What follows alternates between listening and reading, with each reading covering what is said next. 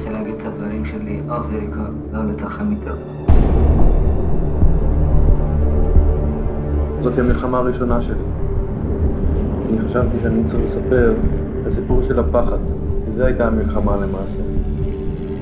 אם היו אזרחים, אני צריך להרוג, לא צריך להרוג. אז לא חשבתי, אמרתי, להרוג, כל מי שרואים הורגים. המבצע שהוטל עלינו לבצע זה פינוי התושבים. אתה לוקח את הערבי הזה והופך אותו לפליט, פשוט מגרש אותו משם. יש לי הרגשה שהמלחמה הזו סיבכה אותם סיבוך כזה, שלנו קשה מאוד לצאת ממנו.